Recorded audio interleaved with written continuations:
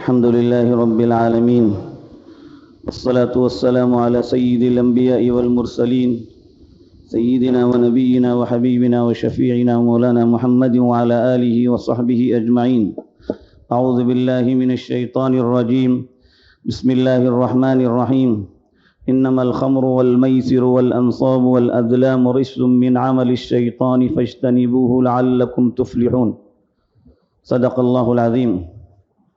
بزرگان محترم، بھائیوں اور دوستوں، اس وقت جس موضوع پر گفتگو کی جا رہی ہے، یہ موضوع جو خصوصاً اختیار کیا گیا ہے اور آپ حضرات کے ذہن میں یہ بات رہے کہ ہمارے یہاں علاقے کی تمام مسجدوں کے اندر آج اسی موضوع پر جو ہے خطاب ہوگا، وہ موضوع نشاور چیزوں کے استعمال، شراب اور مخدرات کے استعمال کے تعلق سے. اس سلسلے میں ہمیں سب سے پہلے اس بات کو جاننا چاہیے کہ ہم اپنی اولاد کے تعلق سے بڑے غافل ہیں، اور اس کی وجہ یہ ہے کہ ہم عمدن غافل نہیں ہیں، ہماری لا علمی کی وجہ سے ہم غافل ہیں. اس لیے کہ معاشرے کے اندر نشہ کے تعلق سے جو بات عام ہو رہی ہے اور نشیلی اشیاء کو استعمال کرنے کے سلسلے میں غیروں کی طرف سے جو چالیں چلی گئی ہیں اور ایک معاشرے کو بگاڑنے کی جس طریقے سے دشمنان اسلام ہمیشہ کوشش کرتے آ رہے ہیں، ان میں سے ایک چال یہ بھی ہے. اللہ تعالیٰ نے شراب کے تعلق سے قرآن پاک میں صاف طور پر فرمایا انما الخمر، بے شک شراب، اور اس کے بعد اور چیزیں بیان کی کہ رجس، اس کو فرمایا یہ نجس ہے، اور پھر آگے فرمایا من عمل الشیطان، شیطان کا عمل ہے. پھر آگے تعالیٰ فرما رہے فاجتنبوا، اس سے بچے رہو لعلکم تفلحون، اگر تم اس سے بچے رہو گے تم کامیاب ہو جاؤ گے. بزرگوں اور بھائیوں، شراب کے سلسلے میں ایسی شناعت قرآن و حدیث کے اندر بیان کی گئی ہے کہ اس کو سن کر ہمارے رونگٹے کھڑے ہو جاتے ہیں. اللہ کے نبی صلی اللہ علیہ وسلم نے شراب اور نشے والی چیزوں کو ام الخبائث فرمایا، یہ تمام برائیوں کی جڑ. چنانچہ اس سے بچنے کا بڑی سختی سے آپ نے حکم فرمایا، اور پھر یہ بھی فرمایا کہ شراب کے تعلق سے امت کو آگاہ کرتے ہوئے آپ نے فرمایا آخر زمانے کے اندر مختلف ناموں سے چیزیں سامنے آئیں گی، شراب کے نام بدل دیے جائیں گے، نشے والی اشیاء کے نام بدل دیے جائیں گے. آپ نے فرمایا تھا کل من ما اسکرت قلیلہ فکثیرہ حرام، جو چیز ما اسکر کثیرہ فقلیلہ حرام، وہ چیز جس کے زیادہ استعمال کرنے پر، کھانے پر، پینے پر آدمی کو نشہ آتا ہے، اس کی تھوڑی چیز لینا بھی حرام ہے. یہ اللہ کے نبی کی واضح ہدایت ہے، واضح روشنی ہے، واضح حکم ہے.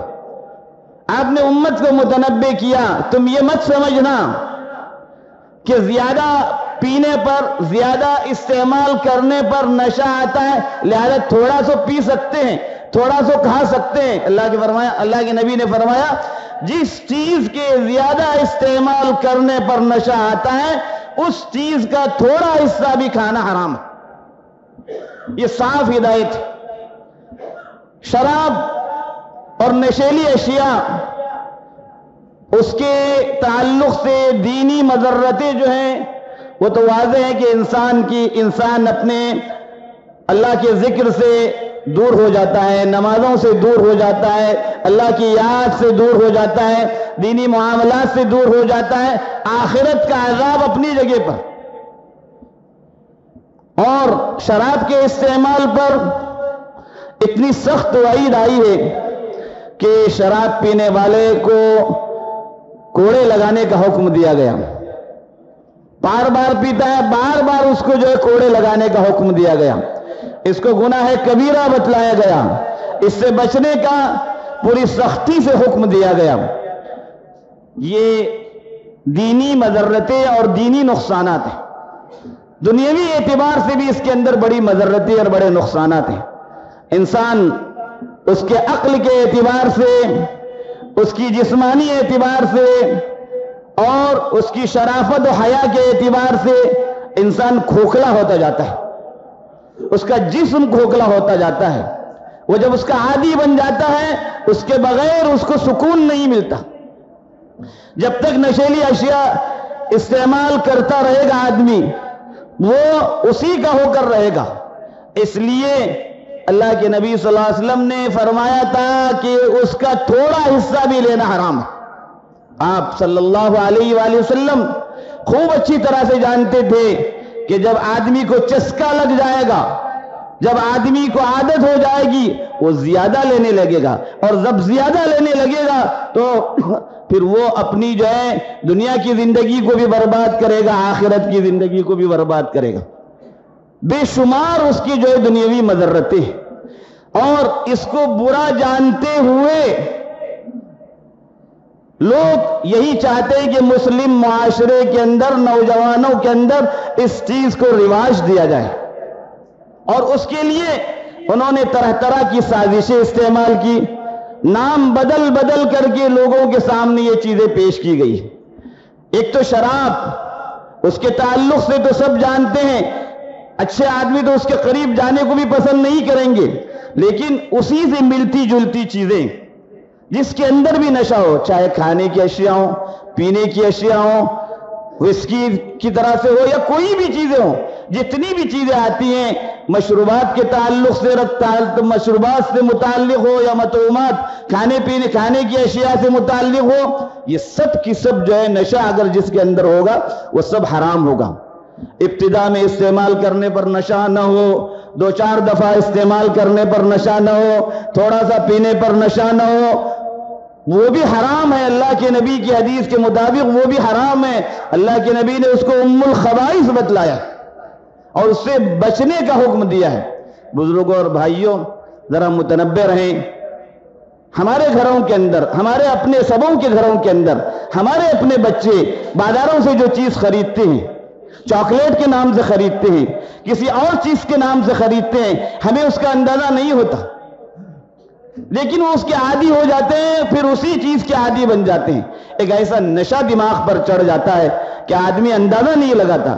اس لیے ان بری عادتوں سے ہمارے اپنے نوجوانوں کو، ہمارے اپنے بچوں کو، ہمارے آنے والی نسلوں کو محفوظ رکھنے کے لیے ذمہ داروں نے اس نشے اور اس نشے کی چیزوں سے روکنے کے لیے تدابیر اختیار کیے. اس کے لیے پہلے طور پر پہلے متنبہ کیا جا رہا ہے، میڈیا کے ذریعے متنبہ کیا گیا، اب جمعہ کے خطبوں کے ذریعے متنبہ کیا جا رہا ہے، پھر مزید دوسرے طریقوں سے بھی متنبہ اور آگاہ کیا جائے گا.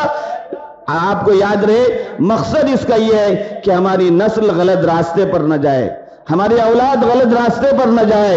اور صاف طور پر ہمیں یہ سمجھنا چاہیے کہ اگر ہم نے ان کی فکر نہیں کی، ان کی چیزوں کی خبر نہیں لی، ان کے بستوں کو ہم نے نہیں دیکھا، ان کو جو ہے ٹفن کے طور پر ہم جو ہے جو چیزیں دیتے اس پر ہماری نظر نہ رہی، بازاروں سے لانے والی چیزوں پر ہماری نظر رہی، تو ہمارے جانے بغیر یہ چیزیں ہمارے گھروں میں آئیں گی، ہمارے بچوں کے پیٹ میں جائے گی، ہماری نسل اس سے بگڑے گی، اور جب ہماری نسلیں بگڑے گی، ہمارے ہاتھ سے نکلیں گے، پھر ہمیں جو ہے اس کا اندازہ نہیں ہوگا. بچے مسلسل ان پر جو ہے نیند طاری رہتی ہے. اسکولوں میں بچے سوتے رہتے ہیں. کیوں سوتے رہتے ہیں؟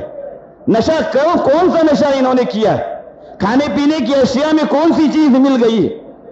بچے اپنے بڑوں کی باتوں کو نہیں مانتے. وہ شعور اور وہ عقل ان کے پاس سے جو ہے ختم ہو گئی.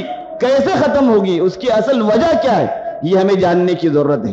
کہیں نہ کہیں راستے سے جو ہے یہ چیزیں ہمارے معاشرے کے اندر بلکہ ہمارے گھروں کے اندر داخل ہو گئی، اور ہم اور آپ لوگ غافل، ہمیں اندازہ بھی نہیں، ہمیں پتہ بھی نہیں.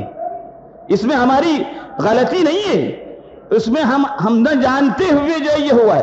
ہمیں اب اس کی طرف جو متنبہ کیا جا رہا ہے، جو بیداری پیدا کی جا رہی ہے، اور اس بیداری کے ذریعے اس جو ہے لعنت پر اور اس وبا پر جو ہے کنٹرول کرنے کی کوشش کی جا رہی ہے. بزرگوں اور بھائیوں، ہمارا بچہ، آپ کا بچہ، معاشرے کا بچہ، سب ہمارا بچے.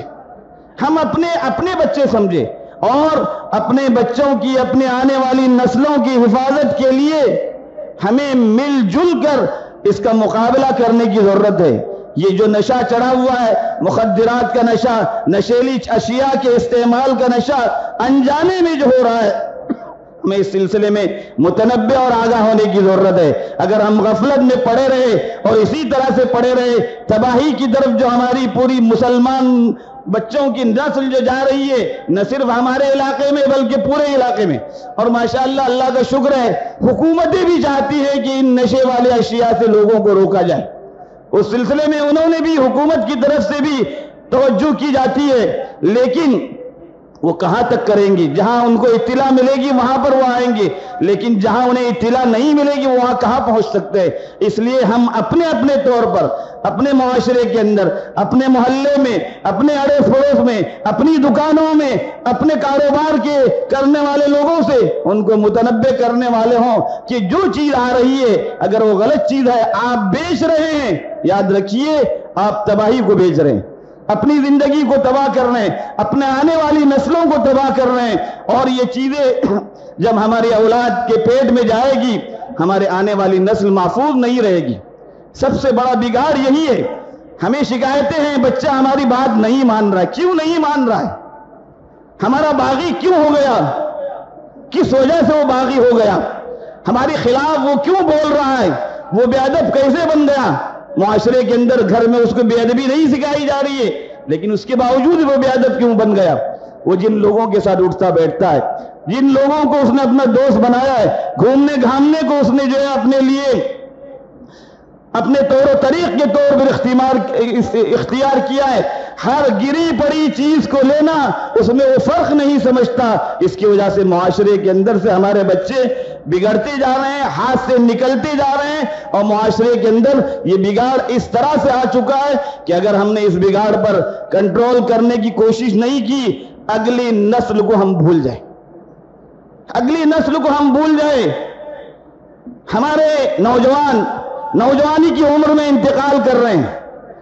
پرانے زمانے کبھی کوئی واقعہ سنتے تھے، آج تو ایسا لگ رہا ہے کہ نوجوان انتقال کر رہے ہیں، بغیر کسی حادثے کے انتقال کر رہے ہیں، بغیر کسی بیماری کے انتقال کر رہے ہیں، اچانک انتقال کر رہے ہیں.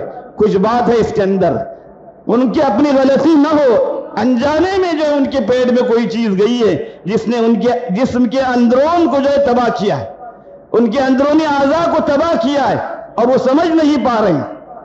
بزرگوں اور بھائیوں، ہمیں اس سلسلے میں بہت ہی زیادہ متوجہ ہونے کی ضرورت ہے، اور بہت ہی زیادہ فکر کرنے کی ضرورت ہے. ہمارے ان نوجوانوں نے، دینی شعور رکھنے والے نوجوانوں نے، علماء نے اور بڑوں نے اس سلسلے میں توجہ کی کہ اپنے جو ہے نوجوانوں کو ان برائی عادتوں سے روکنے کے لیے ان کے اندر جو بیداری لائی جائے، اس بیداری کا ہم خود فائدہ اٹھائیں. ہر آدمی اپنے بچے کے جو ہے بستوں کو چیک کرے، کون سا چاکلیٹ ہم ان کو دے رہے اس میں غور کیجئے.